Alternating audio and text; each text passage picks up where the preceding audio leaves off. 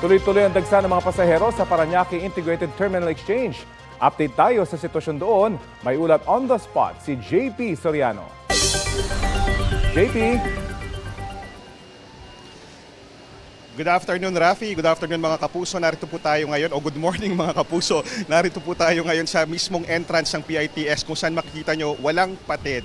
Yung pagdating ng mga kababayan natin humahabol po para sa kanilang biyahe, ini-inspeksyon ng kanilang mga gamit. Mas kaunti na raw yan, Rafi, sa palagay na yan dahil kahapon at itong Monday, pinakamarami yung mga pasaherong dumating. Sabi ng PITX, simula December 19 hanggang kahapon ay umabot sa mahigit 1,000,000 pasahero ang dumating dito sa pinakamalaking bus terminal sa Metro Manila.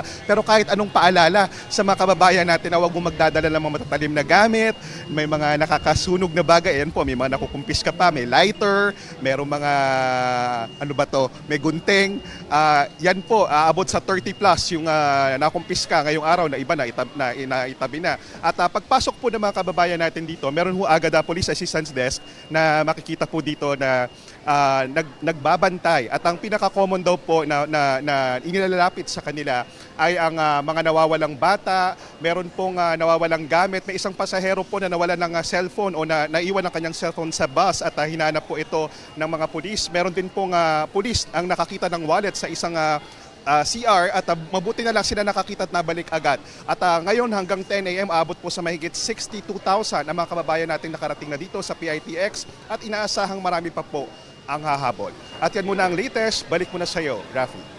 Maraming salamat, JP Soriano.